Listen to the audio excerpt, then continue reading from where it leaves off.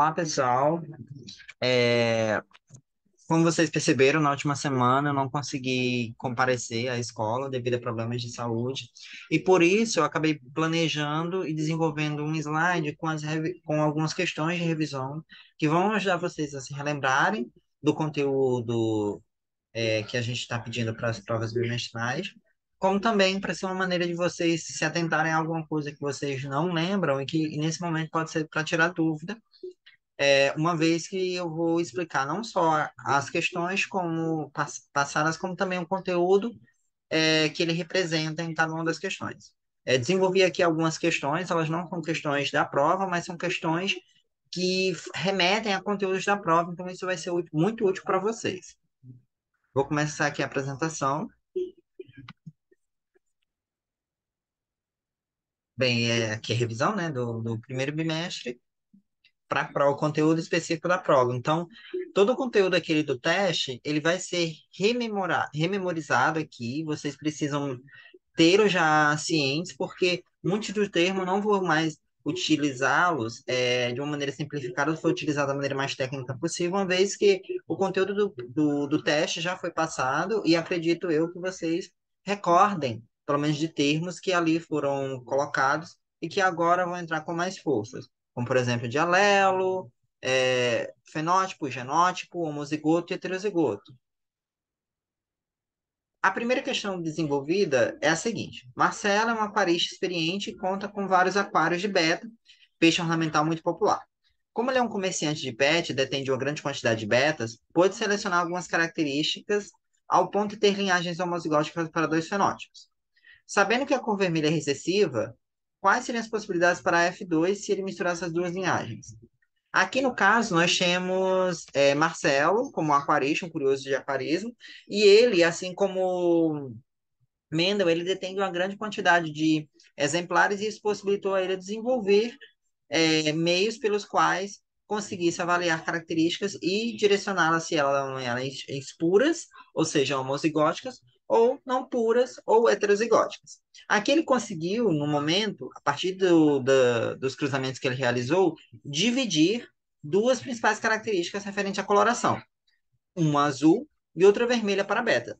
Lembrando que essas características que eu aqui comento são apenas a nível para fazer esse exercício. Na realidade, a coloração de beta segue outro padrão de passagem de características e até um outro padrão de coloração. E aqui, só para nesse caso, a gente vai utilizar as cores azul e vermelho. Vale ressaltar que a questão pede aquilo que se espera das possibilidades possíveis para a F2. Então, você vai fazer um cruzamento entre eles, ou seja, peixes de linhagem pura azul e peixe de linhagem pura vermelha, ou seja, homozigotos para essas duas características, a fim de descobrir o que aconteceria na F2, ou seja, na segunda geração. Para a resolução, inicialmente, você precisa pontuar alguns pontos, óbvio, né? Que você já tem dado da questão, para que você consiga, assim, ter uma base de raciocínio para conseguir resolver essa questão. Primeiro, você tem que encarar que, por ser homozigoto e por eu indicar a característica vermelha como uma recessiva, então, se é homozigoto recessivo, ele vai ser a letra diminutiva. Aqui eu escolhi a letra V, que remete à cor vermelha. Então, Vzinho, Vzinho. Então, todos os peixes beta que tenham essa coloração, a gente sabe que é Vzinho, Vzinho. O mesmo dá-se para a coloração azul. A gente sabe, nesse caso, que se refere-se a linhagens puras, logo a homozigotos. Então, é vezão, vezão. Mas vale ressaltar que, por ser dominante, a gente tem que lembrar o conteúdo do teste da lei da dominância. Ou seja, quando eu tenho uma característica que ela se expressa por um alelo, seja ele em cópia dupla ou cópia simples, temos aí um dominante. Nesse caso, ele já comenta que é homozigoto, então já sei que é vezão-vezão. Mas se, por algum motivo, na questão isso não foi explicitado, fica à margem da F1 para poder descobrir se é ou não um caso de uma linhagem pura. Nesse caso específico, ele comentou. Então, a gente já vai colocar vezão-vezão. Se não tivesse colocado, seria vezão-traço, porque eu não sei qual é o outro alelo ali disponível. Então, na F1 eu poderia descobrir. uma vez que eu sei que é esperado em linhagens puras, quando cruzadas, dei na minha F1 todos heterozigotos com a característica dominante. Ao cruzar esses homozigotos, então eu sei que os genótipos são um vezão e o outro vezinho. O vezão tem a coloração azul, como já é explicitado, por ser homozigoto e dominante, e a cor vermelha, vezinho, uma vez que é recessivo e é também a linhagem pura, já que a gente sabe que o recessivo só se expressa, nesses casos, com, quando apresenta em cópia dupla. Para a minha linhagem parental, que ou seja, quando eu vou iniciar esse cruzamento, eu vou ter azul e vermelho, todos homozigotos. Então, é vezão, X, que representa aqui o cruzamento, vezinho. Para a minha F1, eu sei que todos vão ser vezão e vezinho. Por quê que eu tenho essa certeza? Porque durante a formação dos gametas, eu lembro que os alelos são separados. Lembrando um pouco do conteúdo do teste, os fatores, eles sempre aparecem em cópias duplas. Eles podem se aparecer em cópia dupla ou podem se aparecer heterozigotos, mas eles sempre aparecem em dois. No momento da formação dos gametas, eles se separam. E quando eles se juntam novamente para formar um novo zigoto, eles se juntam.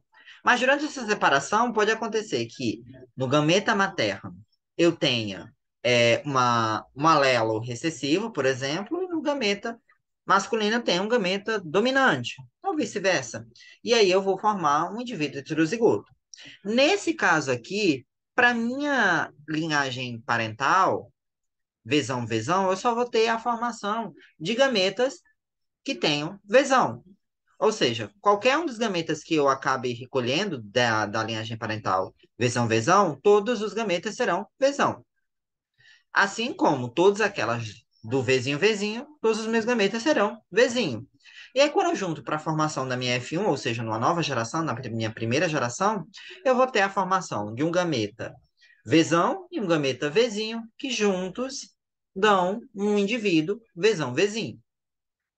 Lembrando que para esse cruzamento, o Marcelo fez um cruzamento intrageracional, ou seja, a F1 se misturou com a F1. Isso fez possível eu fazer com que minha F2 fosse formada a partir do cruzamento dessa vezão, Bzinho e vezinho. E aí a gente tem um quadro de Punnett, onde um indivíduo é representado por preto, outro indivíduo por vermelho, e a gente vai ter aí a distribuição desses gametas e desses alelos na formação desse zigoto. Então, se os indivíduos que estão na minha vertical dão Vzão metade dos seus gametas e Vzinho na outra metade, ou na minha, da, o meu, do meu, das minhas colunas, eu também vou ter essa formação de gametas, já que os dois são praticamente com o mesmo genótipo, ou seja, Vzão e Vzinho. E aí a formação ele vai se dar a partir do cruzamento desses, é, desses gametas. Então, se nós tivéssemos aqui um apanhado de quatro, por exemplo, e que nenhum desses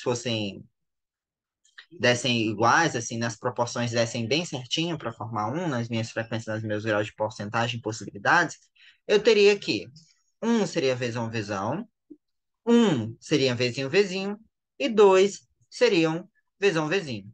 Relembrando aquela questão de possibilidades, eu teria, então, um quarto de vezão, um quarto de vezinho, e dois quartos ou um meio de vezinho. Logo, eu tenho que é esperado que os genótipos, ou seja, as características presentes na minha linhagem F2, seja de 75% das possibilidades deem a coloração vermelha, ou seja, 3 quartos. Por quê? Porque essa é possível porque temos aí a lei da dominância vigente, e aí todos aqueles que tiver vezão vai aparentar essa cor. E aí nós temos o vezão, um azul, vezinho, outro azul, e o outro vezinho que também dá outra cor azul. Então, ou seja, 75% das possibilidades dos betas ali nascerem da coloração azul. E para o recessivo, que vai me aparecer novamente na minha F2, a chance é menor, é de 1 em 4 ou de 25%. Peço para vocês que ao longo dessa revisão, vocês deem pausa e tentem resolver as questões sozinhos, para que possam, de alguma maneira, verem se estão conseguindo ou não entender. Para a segunda questão, eu vou me aproveitar das características enunciadas na primeira questão. Então, Marcelo, mais uma vez, ele contou com a presença desses betas, já que ele, por ser aquarista e vendedor de pet, ele ali começou a se animar e fazer muitos cruzamentos e percebeu que ele conseguia agora uma nova característica que ele poderia dividir, formar linhagens puras, que seriam nadadeira caudal, que é a nadadeira que o peixe utiliza para nadar, que fica na sua cauda, por isso o nome caudal, e que ele observou que poderia ter uma caudal redonda e uma caudal bifurcada. E aí ele percebeu que a característica de cauda redonda era dominante. Então ele poderia ser presente, seja em cópia simples, ou seja, em cópia dupla. E enquanto a outra característica que ele analisou, ele percebeu que por se tratar de recessivo, ou seja, só é presente quando o indivíduo apresenta os alelos dupla recessivo. Tá? Então, aqui nós vamos ver as possibilidades de fenótipos, ou seja, nós vamos ver as características finais, são as características visíveis. Não é o genótipo, são os fenótipos. É o que pede na questão. Mas, para poder fazer isso, eu preciso saber também do genótipo, uma vez que eu estou analisando características que são passadas através de alelos.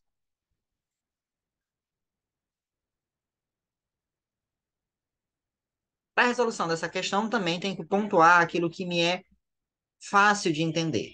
Então, a primeira coisa que eu tenho que entender é que eu tenho recessivo, e eu tenho que, nesse caso, eu tenho um recessivo de cauda bifurcada, e que ele é recessivo também de coloração vermelha, ou seja, eu vou me utilizar também da coloração que eu utilizei vizinho, vizinho, e agora eu vou utilizar o C, que remete a caudal, e nós vamos agora analisar. Se esse indivíduo que é vermelho também é bifurcado, ele é recessivo duplo, ou seja, ele é tanto recessivo para a coloração vermelha quanto recessivo para a cauda dele. Isso já é interessante, uma vez que eu estou fazendo um cruzamento homozigoto, ou seja, os indivíduos aparecem assim para determinada característica, os alelos sendo iguais, ou seja, em cópia dupla. Nesse caso, o indivíduo ele é recessivo tanto para uma característica como recessivo para outra característica, ou seja, ele é homozigoto tanto para uma característica como outra característica. Há casos em que eu tenho homozigose para uma característica, mas heterozigose para outra característica, tá? Nesse caso aqui, calhou de que o indivíduo é homozigoto tanto para uma característica quanto para outra característica. Eu também tenho que a característica dominante vai ser presente nessas linhagens puras para os indivíduos azul e cauda redonda. E assim como remete para o item anterior, eu também já sei qual é o genótipo presente para essas características. Vesão, vesão, cesão, cesão, tá? E é interessante porque eu vou começar a fazer o cruzamento. Lembrando que o cruzamento vai acontecer para essas duas características e que elas são características que se separam independentemente. Mas na P, a gente vai ter vesão, vesão, cesão, cesão para um indivíduo, que é um indivíduo de azul de cauda redonda, e vezinho, vezinho, cezinho, cezinho para o indivíduo vermelho de cauda bifurcada. Isso na minha P, ou seja, no meu cruzamento inicial, nos meus pais, parentais. Teremos na F1 todos heterozigotos. Por quê? Lembrando que na meiose acontece essa divisão em formação dos gametas, coisa que a gente vai, até nessa revisão, rememorar. Vale ressaltar que os indivíduos, quando acontecem por ser de maneira independente a segregação desses alelos, nós temos que o indivíduo ele vai lançar vesão, todos os seus alelos, uma vez que eu tenho só cópia dupla de vesão, e cesão, uma vez que eu tenho só cesão. Então, todos os gametas dele, nas minhas quatro possibilidades, vai ter um vesão e um cesão. Assim como para o outro indivíduo, eu também vou ter na sua formação de gametas só Vzinho e Czinho para todas as minhas possibilidades possíveis. Isso na formação do zigoto, ou seja, na formação da F1, no novo indivíduo, na próxima geração, todos os indivíduos eu sei que vai ser formado por um gameta, seja materno ou paterno, um Vzão e Czão, e outro que se formou a partir de Czinho, e Vzinho e Czinho. E aí, quando se junta, eu tenho Vzão, Vzinho, Czão, Czinho. Já na minha F2, eu preciso lembrar que os alelos se segregam independentemente. Então, por exemplo, para aqueles que eram heterozigotos, eu vou ter 50% dos gametas que vão apresentar Vzão, Vzinho, e 50% dos gametas que vão apresentar Vzinho, Czinho e Czão. Mas, se eu for juntar, eu tenho que metade daqueles que têm Vzão também vão ter Czão. E metade daqueles que têm Vzão também vão ter Czinho. Lembra que se segregam, se separam independentemente?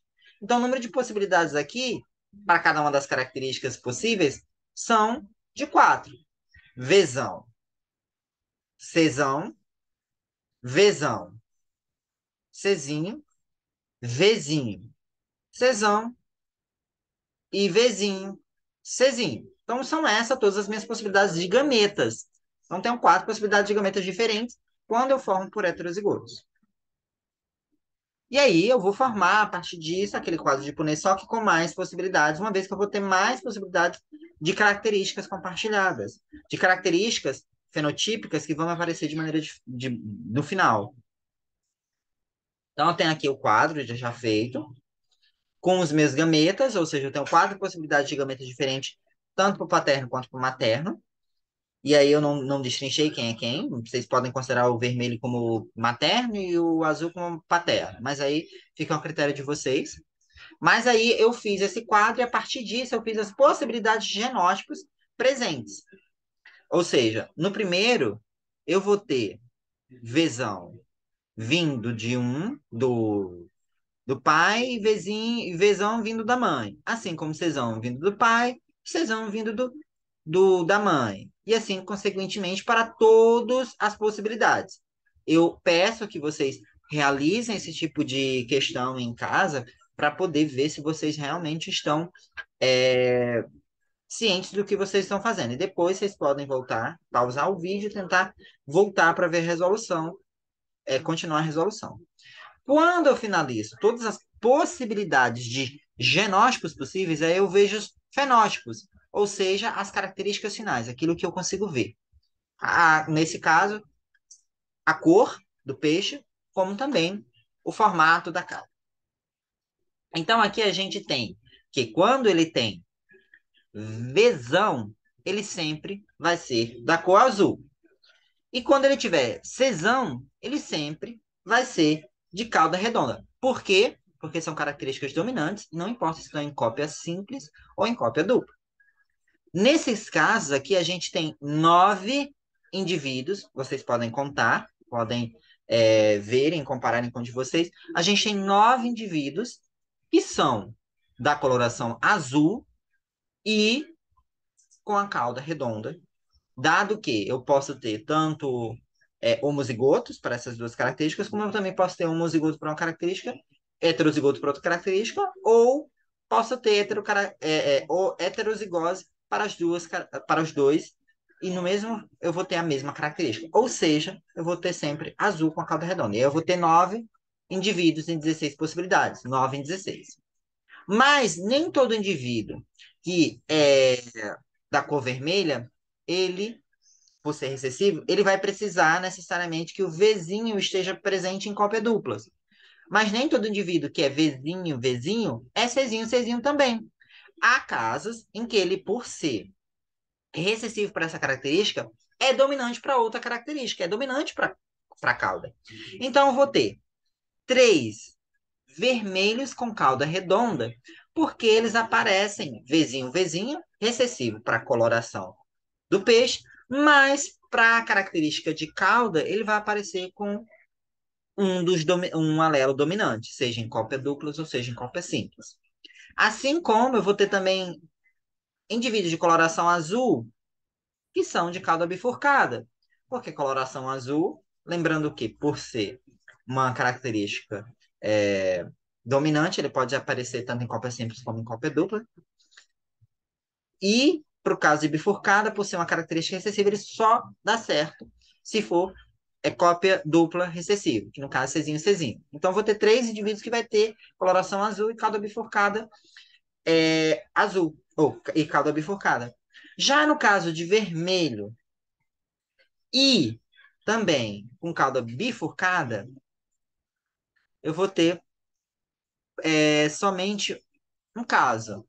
No caso aqui eu coloquei errado, mas esse caso em vermelho mais claro, que ele na verdade é Vzinho, Vzinho, Czinho, Czinho. Logo, ele é um indivíduo que aparece com a característica recessiva para as duas. Ou seja, ele é um mesozigoto tanto para a característica coloração, quanto para a característica formato de cauda. Então, nós temos, só resumindo, 9 indivíduos de coloração azul e cauda redonda, 3 indivíduos de coloração azul, cauda bifurcada, 3 indivíduos de coloração vermelha e cauda redonda, e um indivíduo com coloração vermelha e cauda bifurcada. Ou seja, 9 em 16 para azul, cauda redonda, 3 em 16 para azul com cauda bifurcada, 3 em 16 para vermelho com cauda redonda e 1 em 16 para vermelho e cauda bifurcada.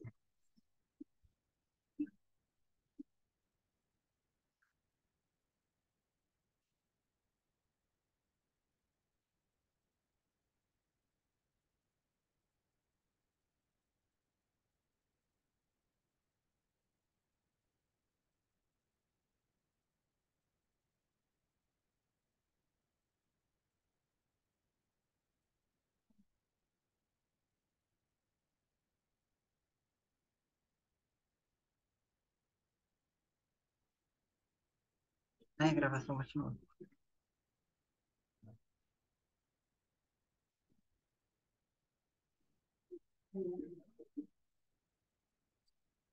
Só um minutinho, problemas técnicos. Vamos lá.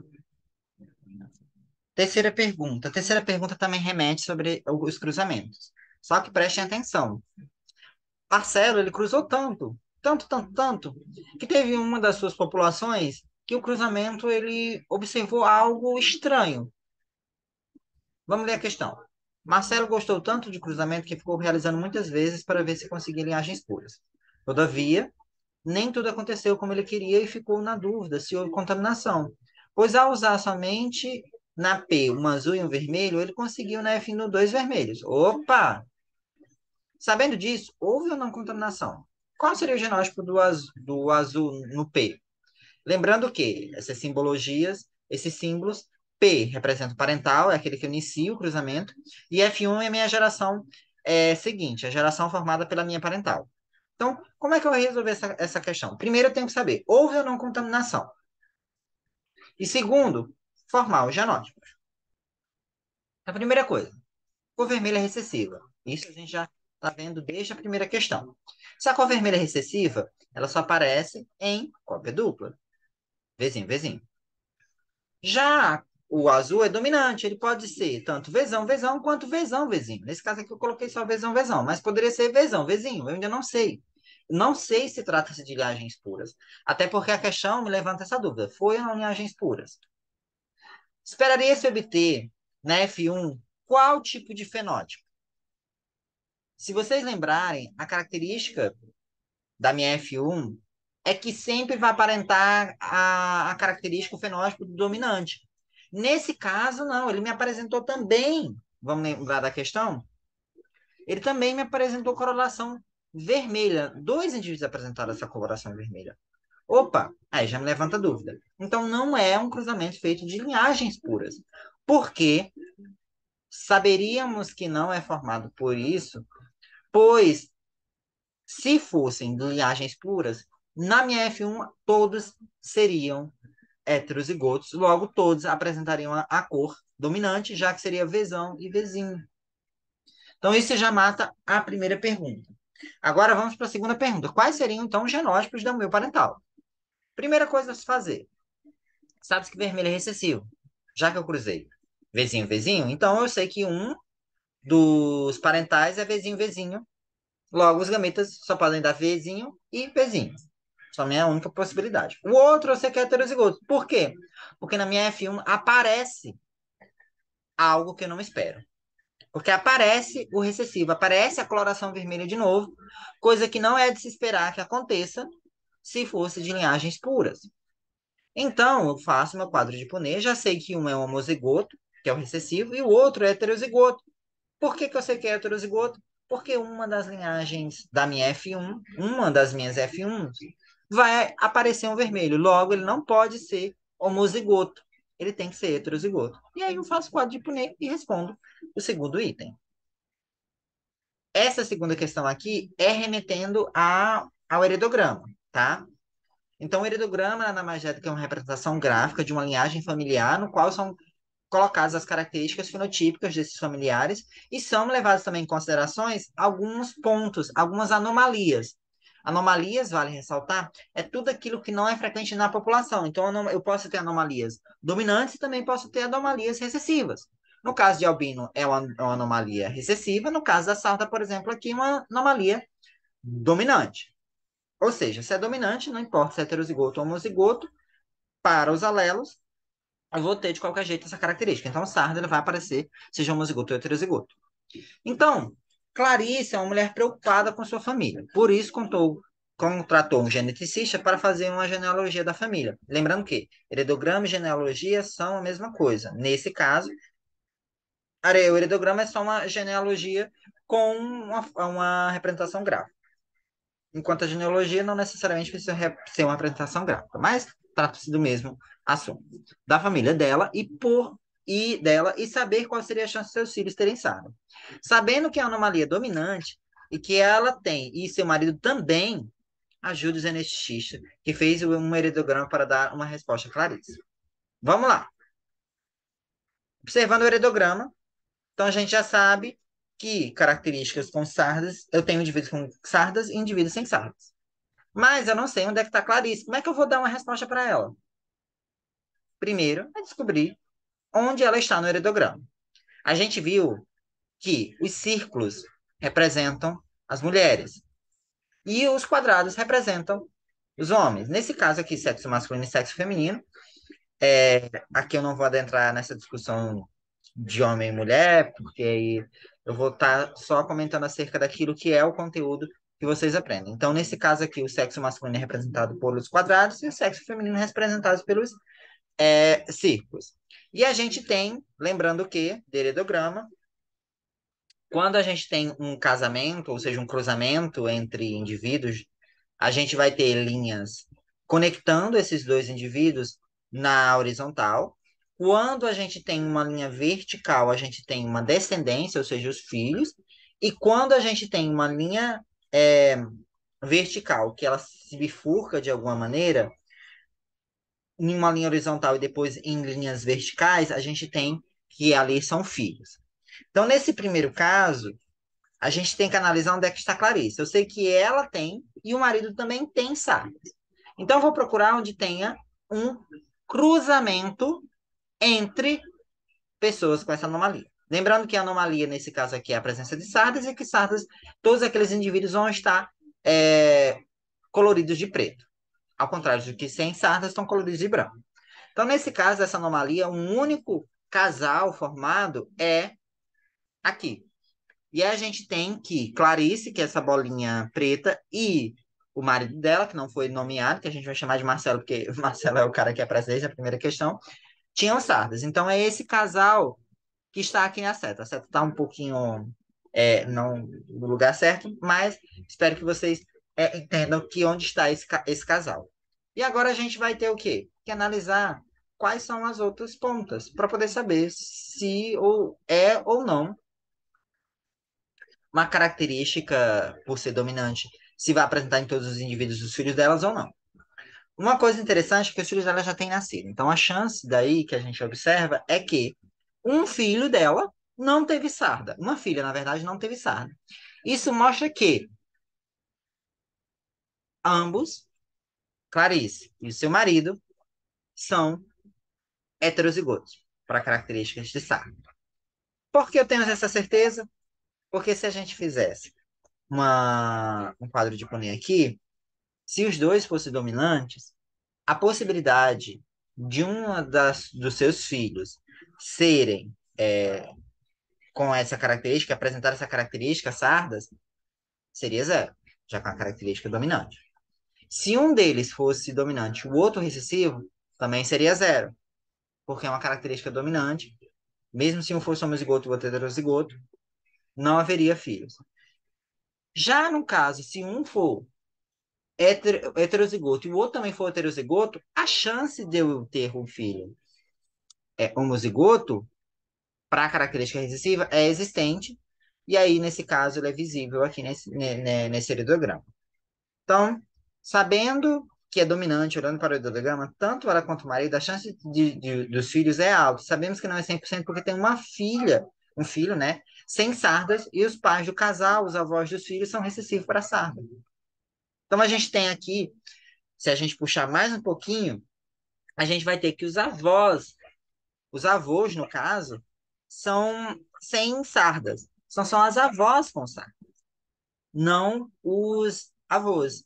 Isso já dá uma ideia de que se tratam de heterozigotos, porque recessivo, não importa se o outro é homozigoto, no caso, nenhum dos dois são homozigotos das avós, são todas as duas também heterozigotas, mas por serem dominantes vai ter filhos que vão ter essa característica. Nesse caso, a gente já sabe que a chance de de Clarice ter um filho com sarda é muito mais alta do que filhos sem sarda, pois temos, nesse caso aqui, que ambos têm sardas, ambos são heterozigotos, e que, por ser uma característica dominante, ele vai se apresentar pelo menos em 3 quartos, 75% dos filhos dela como uma característica dominante. E aí vocês podem fazer o quadro de Punnett, aproveitarem dessas pontuações que eu fiz, para poder fazer o quadro de Punnett e já treinando também a distribuição de fenótipos e de genótipos entre gerações, tá? A segunda questão, essa segunda questão, olha, o terceiro ponto que eu vou levantar, então a gente levantou os pontos da segregação de alelos, seja para uma característica ou para duas características, seja de meu P ser entre homozigotos ou heterozigotos, e agora a gente vai trabalhar com sangue. A gente já viu naquele outro caso da representação gráfica, e agora a gente vai ver um caso de codominância. Como eu vou ter explicado na sala de aula, existem casos em que esse grau de dominância pode não ser tão correto, como a gente tem visto simplificado até aqui. Tinha visto simplificado até aqui nesse caso. Então, no caso do sangue, por exemplo, a gente tem o sistema A, B e O, em que a gente vai ter indivíduos que vão ser O, indivíduos que vão ser A, indivíduos que vão ser B e indivíduos que vão ser AB. Agora, quais são os genótipos possíveis para isso? Vamos lá? Bem, os genótipos possíveis. Como a gente tem os fenótipos, que são os tipos sanguíneos A, AB, B e O, a gente precisa entender como é que eles são transmitidos. Se você tem um pai A e uma mãe A, você só pode nascer com duas possibilidades de tipo sanguíneo. Você pode nascer A ou O. Assim como se você tem pai B e mãe A, você também só tem duas possibilidades. Desculpa. Se o seu pai for B e a sua mãe for B, você só tem duas possibilidades. De você nascer B ou O. Agora, se sua mãe for A e seu pai for B, você tem chance de nascer A, B, AB e O. Por que, Alexandre? Vamos entender melhor. Mas isso, é claro, são possibilidades que você não conhece os genótipos ainda, tá? O genótipo ainda, você conhece só os fenótipos. Porque depois que você entender entender os genótipos, os fenótipos, eles vão se dar das possibilidades a partir daquilo em que eu vou ter. Então, por exemplo, eu não vou ter um cruzamento entre A e B, um indivíduo O, se eu não tiver, por exemplo, um A e I. Ao contrário do que acontece com os exemplos que a gente viu anteriormente, nesse caso específico, a gente tem codominância, ou seja, eu tenho mais de uma característica que é dominante, mais de um alelo que é dominante. E assim eu vou ter características dominantes, eu vou ter mais de uma característica dominante. Assim como eu vou ter um recessivo. E aí eu aumento o grau de possibilidades que eu vou ter desses cruzamentos. Então eu vou ter indivíduos que são A, que eu vou ter para o genótipo, eu vou ter que ele pode ser azão, azão ou azim, azão I. Eu vou ter AB, que ele pode ser A e B somente. B, que no caso ele pode ser Bzão, Bzão e Bzão I, ou I ou O, que é o recessivo. E aí ele não é dominado por ninguém, ele é só totalmente recessivo, é duplamente recessivo. Que aí, naqueles exemplos que eu falei dos pais de vocês, por que que eu posso ter uma mãe A e um pai A? E eu posso ter, no caso, filhos que podem ser A e também filhos que podem ser O. Porque no caso da mãe, eu vou ter, por exemplo, se a mãe for Azão, Azão, e o pai for Azão, e todos vão. Qual, eu não tenho possibilidade de eu ter outro tipo sanguíneo sinal A. Se o pai e a mãe forem homozigotos para A, então aí acabou. Filho só pode ser a Azão e acabou. Só pode ser A. Agora, se eu tiver para os dois heterozigose, eu vou ter um filho que pode ter tanto A como O. Porque o A para heterozigoto, ele é AI. I com I vai dar O. Então, se eu tiver que meu pai tem I, minha mãe tem I, eu posso nascer com a possibilidade de ter O. Assim como no caso para o B. Então, se o pai for B, homozigoto, e a mãe for B, heterozigoto, o filho só pode ser B. Porque o pai está dando B e B vai se sobressair. Se o pai for B, homozigoto, e a mãe for B, homozigoto, no final também só vou ter B. Agora, se eu tiver o pai heterozigoto para B e a mãe heterozigoto para B, então eu vou ter BI, BI, B com B, vou ter B, I com I, eu vou ter O, e B com I, eu vou ter B também, tá?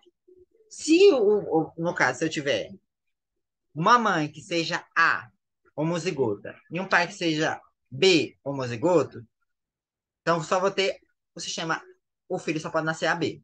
Eu vou lançar A da mãe e B do pai, ou o contrário, não lembro como eu falei do exemplo. Então, no final, eu só vou ter AB. Agora, se eu tiver mãe heterozigota para A, pai heterozigoto para B, então eu vou ter, que eu posso ter A, filho A, porque pode ser A da mãe e I do pai. Eu posso ter filho que seja A, B, porque A da mãe e B do pai. E eu posso ter filhos que sejam O, porque é I da mãe e do pai. Assim como eu também posso ter B, porque pode ser I da mãe e B do pai. Então, quando eu tiver heterozigotos entre A e B, aí eu tenho todas as possibilidades de tipo sanguíneo para o filho. E no caso de B, segue o mesmo exemplo. E no caso de O, eu tenho que obrigatoriamente que a mãe seja heterozigoto e o pai seja heterozigoto, ou a mãe seja homozigoto O e o pai também seja homozigoto O. Ou um deles podem ser homozigoto para O e heterozigoto para o B, e eu também vou ter a possibilidade de ter O. Ele é um pouco mais complicado porque eu vou ter casos de codominância. Ou seja, eu vou ter mais características para analisar e eu vou ter mais possibilidade de arrumação de genótipo. Mas lembrando que esse é o quadro final que a gente precisa ter em mente, que é o quadro que remete acerca dos tipos sanguíneos. Vale ressaltar que existe outros tipos sanguíneos, mas que comumente, em geral, a população só vai ter A, AB, B e O, tá bom?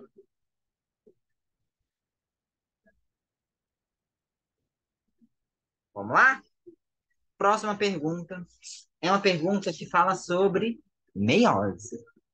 Meiose vocês já viram com o Matheus, vocês já viram comigo no início do ano, e agora a gente vai estar vendo de novo. Então preste atenção, tá? Não quero que vocês errem essa questão. Sabendo que a meiose é a divisão celular responsável pela separação dos cromossomos homólogos e que permite a passagem de alelo, explique como ocorrem os casos de síndrome de Down. Cromossomos homólogos são cromossomos iguais, tá? Só para simplificar, se eu tiver esquecido de falar isso na sala de aula, mas o Matheus já falou isso para vocês e eu já falei isso para vocês também. Vamos lá, para a resolução. Durante a meiose, os cromossomos vão ser duplicados e vão sofrer divisões sucessivas. Isso diminui o número de cromossomos que as células filhas têm. Lembra que a mitose a gente tem, que a gente vai ter uma duplicação, mas no final as duas células filhas finais vão ter a mesma quantidade de cromossomos que a célula-mãe antes da duplicação? Nesse caso, só tem um evento de duplicação e duas divisões sucessivas. Então, no caso do ser humano, como tem 46 cromossomos, eu começo com 46, eu duplico para ter 92, e aí eu pego esse 92 e divido, fico com 46 novamente, mas aí eu vou dividir novamente, e aí eu vou ter 23. Então, no final, eu vou ter as células filhas da meiose, eu só vou ter 23 cromossomos. No caso humano, temos 46 cromossomos, dois pares de cada cromossomo. Ou seja, o cromossomo 1, por exemplo, temos dois deles. Então, normalmente, você vai ter dois pares de cromossomos. Sempre. Do 1 ao 22, que são conhecidos como cromossomos autossômicos, eles são cromossomos que a gente sempre tem em pares. Claro que existem outros casos, mas que aí é o que a gente vai entender por causa da síndrome de Down. E aí, nessas coisas, sempre por terem dois, durante a duplicação, o que que a gente vai ter? A gente vai ter duplicado, ou seja, a gente vai ter quatro cópias do cromossomo 1, quatro cópias do cromossomo 2 e assim sucessivamente até o cromossomo 22. Depois eu vou explicar melhor sobre o caso do 23, tá? Antes da primeira divisão da meiose, a célula duplica e passamos a ter quatro pares de cada cromossomo. Assim, temos a primeira divisão e restabelecemos os pares. Ou seja, lembra que na mitose eu tenho a duplicação e aí logo em seguida eu tenho a formação das células cílias com o mesmo número? Na meiose também vai acontecer isso na primeira divisão da meiose. Então, se no primeiro eu tinha dois pares do cromossomo 1 e eu dupliquei e ficou quatro pares, quando eu dividir nas células filhas, eu vou ter dois pares para uma célula, dois pares para outra célula. E aí eu vou restabelecer um número de dois pares para cada um dos cromossomos. Mas aí é que tá. Eu tenho uma divisão sucessiva logo em seguida. Mas logo em seguida temos uma divisão para cada célula resultante, ou seja, nessas duas células que tinham restabelecido o número de 46, elas se dividiam novamente. E aí, isso faz com que as quatro células filhas tenham apenas um cromossomo em cada célula final. Ou seja, o cromossomo 1 só vai ter na célula final, no meu gameta, seja espermatozoide, seja ovócito, um do cromossomo 1, um do cromossomo 2, e isso até o cromossomo 22. O 23, que seria os cromossomos sexuais, eu vou explicar agora para vocês. 22 são cromossomos que a gente numera de 1 a 22. E o par 23, que seria os cromossomos sexuais, a gente chama de X e Y. Nas mulheres, nos indivíduos de sexo feminino, que nascem XX, a gente tem a duplicação do cromossomo X. E aí, todos os gametas que venham das mulheres, que venham do sexo feminino, a gente tem a produção de gameta X. Então, a gente vai ter sempre que a mulher vai produzir, os indivíduos do sexo feminino vão produzir gametas X. Já para o sexo masculino, a gente vai ter X, Y. Logo, a gente vai ter a formação de gametas X e também vai ter a formação de gametas Y. Então, 50% dos gametas do homem é X e 50% dos gametas masculinos são Y. E aí, quando se juntam com os gametas femininos, aí a gente tem a formação XX, e aí o zigoto vai ser vai formar um indivíduo feminino, do sexo feminino, e a gente vai ter um XY, que vai formar um indivíduo do sexo masculino, tá? Mas nem tudo acontece como flores. Na síndrome de Down, que é o que pergunta a questão, acontece um erro na meiose, na divisão desses cromossomos. E aí temos um gameta que vai para o cromossomo, vai ter um gameta que vai ter um cromossomo 21 a mais e outro que vai estar sem esse cromossomo. Aqueles gametas que têm sem cromossomo 21 são inviáveis, mas aqueles cromossomos que têm um cromossomo 21 a mais, eles são viáveis. Então, ou seja, durante a divisão, aqueles que têm três cromossomos 21, ele pode ser fecundado e gerar um indivíduo.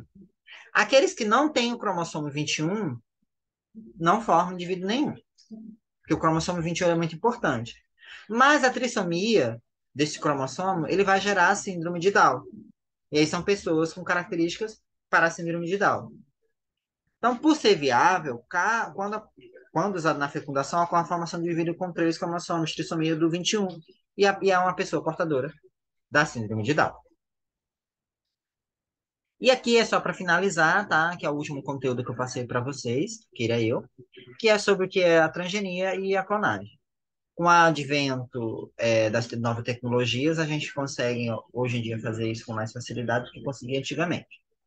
Então, a transgenia nada mais é do que o processo no qual acontece os organismos geneticamente modificados, em que você incorpora ali genes de outros indivíduos.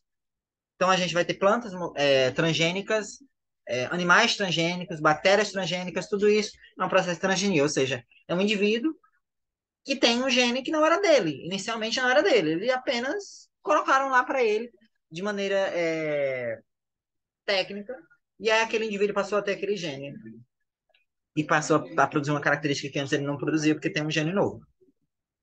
Então, isso é basicamente o que é um alimento transgênico, que é um alimento que nada mais é do que veio de uma planta, por exemplo, ou de um animal que não tinha um determinado gene que foi colocado e que esse gene, na verdade, não pertencia àquela espécie, pertencia a outra. E uma clonagem é um processo de criar uma cópia geneticamente semelhante. Ou seja uma célula, seja um tecido, seja um órgão, ou seja um indivíduo completo, é você pegar e copiá-lo geneticamente. Então, o indivíduo não necessariamente precisa ser igual, mas geneticamente ser igual, tá? Como assim? Eu não sei.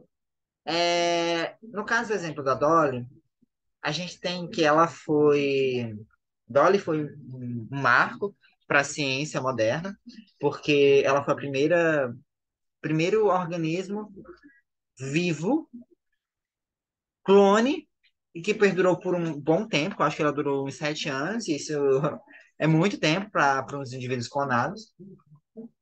E a gente teve ali casos em que ela tinha o DNA do núcleo da ovelha que ela foi inicialmente clonada, mas as mitocôndrias era da mãe biológica dela, porque vocês lembram que o Matheus deve ter falado isso para vocês, as mitocôndrias elas passam DNA também, só que elas só passam DNA da mãe, da origem materna.